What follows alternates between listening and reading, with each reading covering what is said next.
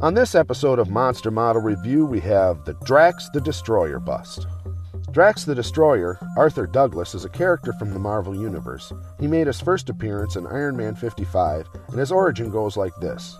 Arthur and his family are driving across the Mojave Desert. The villain, Thanos, trying to keep his existence a secret, destroys the car. Unknown to Thanos, his father, Mentor, has been monitoring his actions on Earth. He decides that the threat of his son is too great.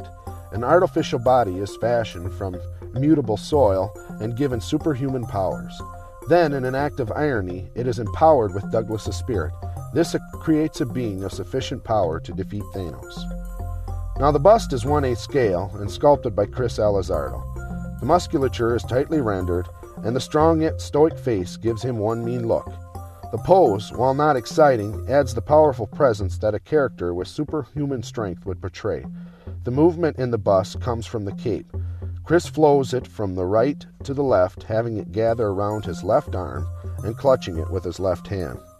The kit comes rotocast in 2 parts. One is the right hand with bracelet, and the other is the rest. The castings were very well done. The right hand just needed a little right sanding on the bracelet, and the mold line on the edge of the cape also needed to be sanded. There was a small offset mold line on top of the head. I took care of that by taking a little AVs and adding it over the mold line. I then took some 60 grit sandpaper and pushed the putty down to match the texture. After the putty dried, I lightly sanded it and was ready to go. Overall, this is a nice kit of a less-known Marvel character. Well, that wraps it up for this episode. If you have any comments or questions, you can contact us off our website, monstermodelreview.com.